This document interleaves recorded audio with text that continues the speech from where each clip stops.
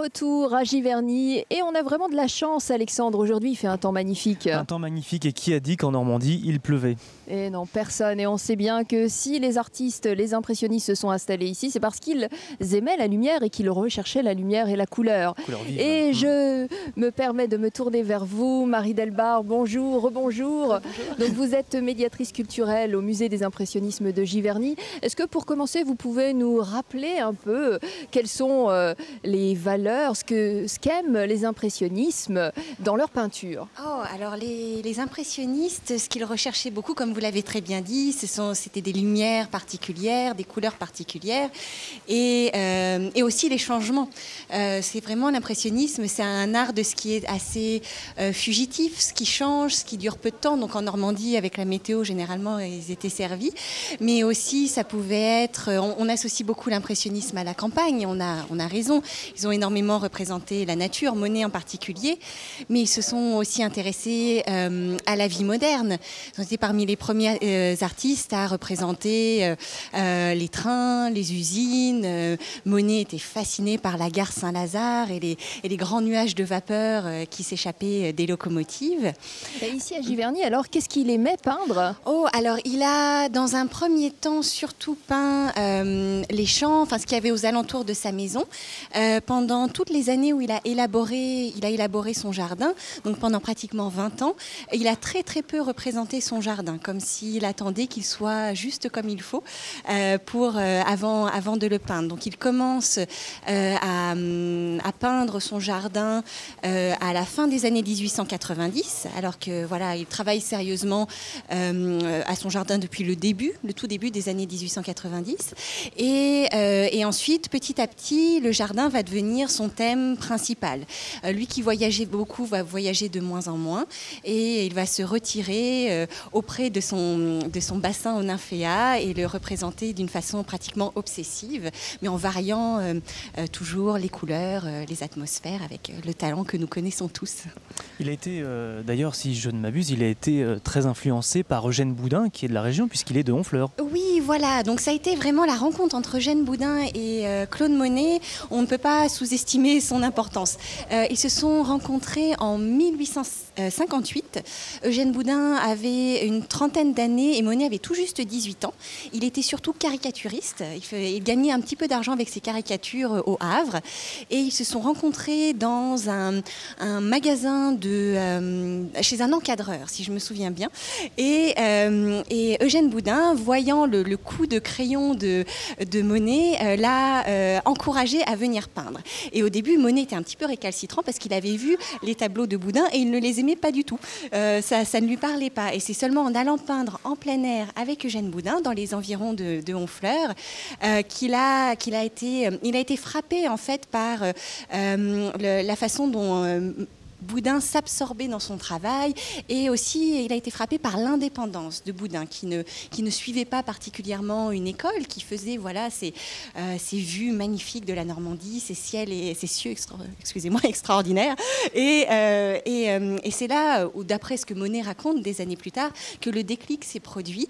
Donc il le disait lui-même, sa rencontre avec Boudin a complètement réorienté sa vie, sa carrière d'artiste.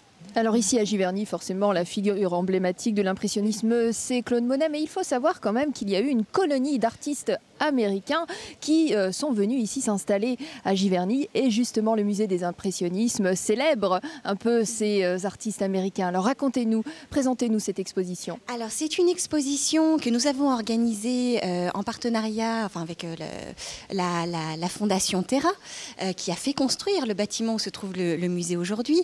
Monsieur Terra avait une magnifique collection d'art américain et il avait choisi d'héberger la partie impressionniste de sa collection à Giverny. Donc c'est un musée qui a duré quelques années, qu'ensuite s'est arrêté, a été remplacé par notre musée. Et donc c'est bien tombé que pour célébrer nos 5 ans, on se retourne vers cette origine américaine du musée. Et donc c'est une conservatrice de la Fondation Terra qui a monté cette exposition qui s'intéresse aux toutes premières années de l'impressionnisme pratiqué par les artistes américains. Avec dans les années 1880 surtout donc des artistes américains qui pratiquent l'impressionnisme, qui le découvrent découvre puis le pratique en France. Et dans les années 1890, ces artistes qui sont retournés chez eux aux États-Unis et qui commencent à peindre les villes et la nature, la campagne américaine à la façon impressionniste. Voilà. Et donc l'impressionnisme américain dure encore quelques années, mais nous on s'arrête autour de 1900 dans cette exposition. Donc c'est vraiment le tout début.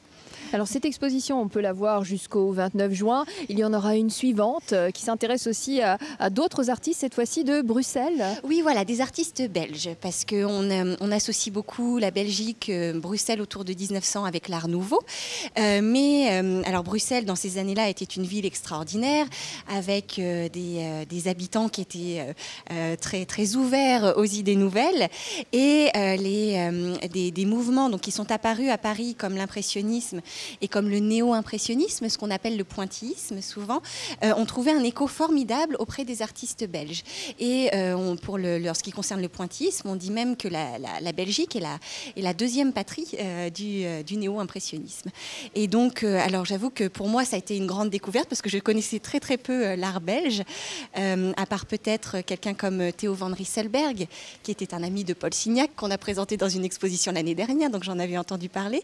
Mais voilà, on a des figures qui sont très très peu connues en France, mais des artistes extrêmement talentueux, qui ont une peinture très très très séduisante, quelqu'un en particulier comme Émile Claus, qui était le chef de file du luminisme, qui est ce qu'on appelle souvent le nom qu'on donne à l'impressionnisme belge, et qui a représenté des vues de la Lys, de la rivière la Lys, pleine de lumière, pleine de couleurs, absolument merveilleuses, et j'espère que de nombreuses personnes viendront les découvrir lors de la prochaine exposition. Et d'ailleurs, en parallèle avec ces expositions, bien sûr, il y a une collection permanente. Voilà, il y a une petite collection permanente au musée. Donc voilà, on est un très jeune musée qui a commencé sans vraiment collection de départ. Donc on est en train de la construire au fur et à mesure. Une collection autour de Monet. Voilà, autour de Monet. Alors grâce à nos relations privilégiées avec le musée d'Orsay et la Fondation Terra, on a des prêts à long terme de ces deux institutions qui viennent enrichir un petit peu ce qu'on peut présenter dans notre salle autour de Claude Monet. Et puis on a aussi des œuvres d'artistes comme Maximilien Luce ou Maurice Denis qui ont connu Monet, qui ont été influencés d'une manière ou d'une autre par sa peinture. Et qui ont légué des œuvres au musée. Voilà, alors pas ces artistes eux-mêmes, mais leurs descendants ou des collectionneurs qui en possédaient, qui très généreusement ont donné certaines œuvres au musée. Et comme on le voyait dans l'interview juste avant aussi, le musée a récemment acquis toute une magnifique sélection du travail de Reiji Hiramatsu, qui est un artiste japonais contemporain qui travaille dans la technique traditionnelle et qui, depuis les années 90, est absolument fasciné par l'art de Monet. Il a visité l'orangerie et a été frappé par les grandes nymphéas. Il a eu l'impression que c'était des grands paravents japonais. Ça l'a vraiment marqué. Donc il a essayé d'explorer la question, la relation entre Monet et le Japon. Et en peintre, il l'a exploré à travers sa peinture et il fait des œuvres qui, je pense, ont été très appréciées lors de l'exposition l'année dernière. Et donc, qui voyage un petit peu en ce moment parce qu'il commence à être très connu en Europe. Alors, il y a aussi des œuvres prêtées par le FRAC, oui. Voilà, le Fonds régional d'art contemporain. Voilà, depuis l'année dernière, on a un très beau partenariat avec le FRAC. Alors, c'est une petite section de notre musée qui s'appelle Un espace pour une œuvre. Alors, c'est juste à la sortie de notre exposition temporaire. Et l'idée, en fait, c'est de faire dialoguer donc nos expositions qui, généralement, parlent de l'art du 19e siècle ou du début du 20e, et avec la création contemporaine, en exposant une œuvre qui vient de la collection donc du Fonds régional d'art contemporain de Haute-Normandie. Parce que ce qui est important avec le musée des impressionnismes, c'est certes vous vous intéressez au courant artistique de l'impressionnisme, mais vous allez au-delà. Oui, voilà, on essaye de montrer tout le rayonnement international qu'a pu avoir l'impressionnisme, et aussi jusqu'où s'étend l'influence de Monet et de ses amis impressionnistes l'impressionnisme. Et on s'aperçoit que ça va très très loin. Ça va parfois dans des territoires qu'on ne soupçonnait pas. Et ça s'étend jusqu'au temps présent avec quelqu'un comme Hiramatsu, tout au long du XXe siècle avec une artiste comme Joan Mitchell, qui était un peintre abstrait américain. Et on peut faire des liens avec de nombreux aspects de l'histoire de l'art. Ça paraît, les impressionnismes, être un sujet peut-être limité, mais en fait c'est infini, c'est pratiquement inépuisable, je crois. Oui, une source intarissable d'inspiration. Cédric Lemagnan, vous voulez peut-être rajouter quelque chose? Non, mais effectivement, je voulais rebondir sur ce que disait Marie, qui est justement cette exposition autour de Monet, qui permet justement de sortir un petit peu. Il y a la figure tutélaire de Claude Monet, mais en plus, ses œuvres permettent de voir un peu les influences de part et d'autre. Par exemple, si on prend Maximilien Luce, c'était un peintre qu'on disait anarchiste, qui a beaucoup peint le monde ouvrier, qui justement a beaucoup peint des choses comme la nuit ou dans les mines, des choses comme ça. Et puis on a Maurice Denis, qui lui était un abbiste, donc prophète en hébreu, qui était sur une peinture très religieuse. Et donc ces courants sont extrêmement intéressants à voir analyser. Puis on a Theodore Butler, qui était quand même également, de par sa filiation, quelque part un gendre de Claude Monet, parce qu'il était marié à une fille Hochdé. Et donc voilà, tout ça c'est extrêmement intéressant à voir dans cette exposition permanente. Ouais. Oui, à découvrir au musée des impressionnismes de Giverny. Et il faut savoir que pour mettre en valeur toutes ces œuvres, il y a une restauratrice qui met en valeur les œuvres du musée de Giverny. Et je vous propose d'aller à la rencontre de cette passionnée Véronique Roca.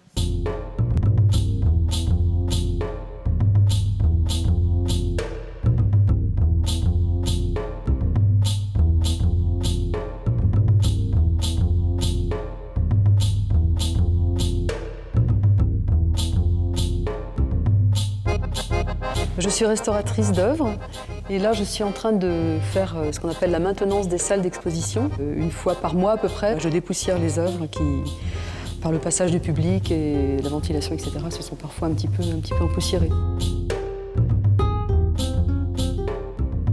Alors quand vous surveillez, vous vous approchez, c'est ça, comme ça? Voilà. Et donc, alors au niveau de... Là vous avez, par exemple ici, vous avez une zone de craquelure. Voilà, de craquelure-d'âge qui est intéressante, dans les oranges, vous voyez. Oui, la matière est épaisse et très fissurée. Donc en fait, là, ça tient vraiment à la technique même de l'artiste, qui est Joan Mitchell. Hein. C'est une œuvre de Joan Mitchell, une œuvre des années 80 qui s'appelle La Grande Vallée. Nous, les restaurateurs, on a besoin de comprendre une œuvre dans sa matière. Pour comprendre une œuvre dans sa matière, c'est mieux évidemment d'avoir un minimum de données tout de même historiques. Et ensuite, on va essayer de comprendre la matière, donc c'est-à-dire sur quoi elle est peinte, quel est le support, est-ce que c'est de la toile, du bois, du papier. Hein. En art et en art contemporain notamment, on a toutes sortes de supports. Alors Joan Mitchell, c'est une artiste contemporaine, oui, américaine, oui. qui s'est installée près d'ici, près de Giverny. Voilà, elle a vécu à Véteuil en fait. Donc c'est un petit village à quelques kilomètres d'ici, de Giverny. Voilà, c'est ça. Sa technique évoque vraiment les dernières peintures de Monet, qui sont dans ces nymphéas, qui sont à la limite de l'abstraction, où on a une peinture très gestuelle comme ça. Et est-ce qu'on ressent une émotion particulière quand on est devant une toile, souvent de maîtres, hein, de grands peintres, et qu'on sait qu'on doit y faire attention, la soigner, la restaurer? Est-ce qu'il y a une émotion? Au départ, c'est très impressionnant, ou bien parce que c'est une œuvre de grande valeur, d'un artiste très connu et on sait qu'on va devoir toucher cette œuvre. C'est impressionnant, on peut être ému si en plus on aime l'œuvre, voilà. Mais en fait, heureusement, dès qu'on plonge dans la matière, et vous le voyez vous-même, hein, dès qu'on commence à regarder en fait avec des loupes et qu'on plonge, c'est comme un microcosme, on oublie en fait très rapidement. Heureusement qu'il s'agit peut-être de Joan Mitchell, de Matisse, de Picasso ou de Monet, et puis il n'y a plus que de la matière.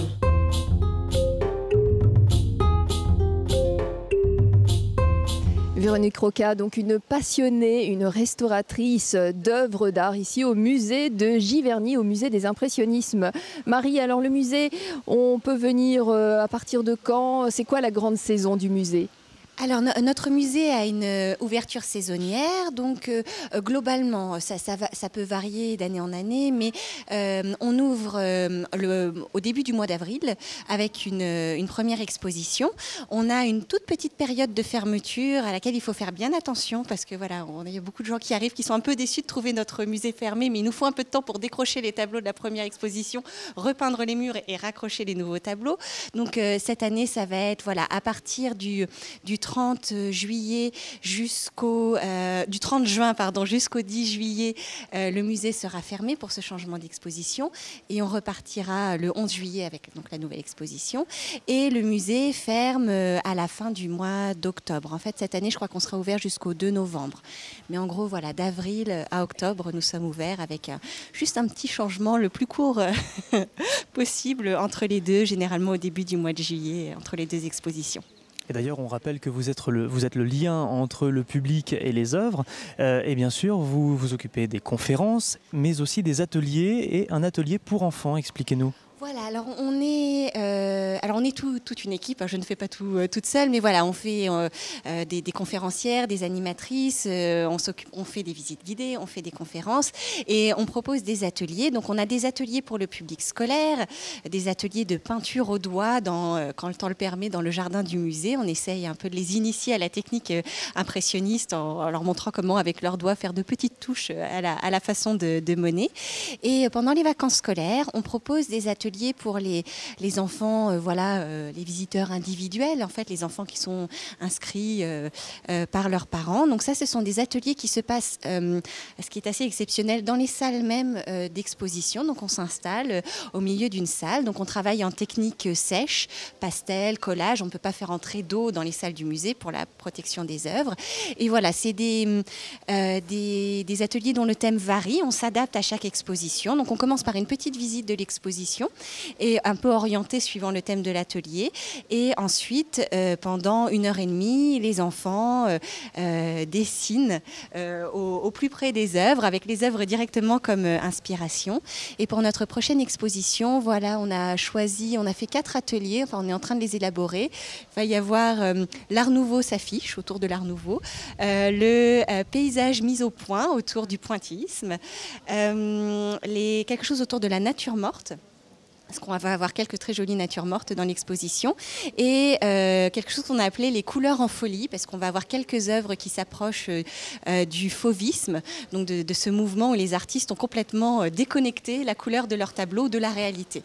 Donc on va essayer, voilà, généralement le fauvisme pour les enfants, ça ne pose aucun problème. Voilà, ils s'y font très très vite. Donc un beau programme. Alors moi je tiens quand même à le rappeler, il y a vraiment de belles œuvres à découvrir au musée des impressionnismes de Giverny. Moi j'aime forcément tout ce qui a trait au nénuphar de Monet. Et je sais que vous, Jean-Pierre Paul, vous avez une œuvre actuellement lors de cette exposition sur les artistes américains qui vous séduit particulièrement. C'est laquelle? Tout à fait, c'est peut-être un côté rétro-sentimental. C'est la marche nuptiale peint par Robinson, peignant le mariage de Butler dont parlait Cédric tout à l'heure avec une des descendantes de Monet.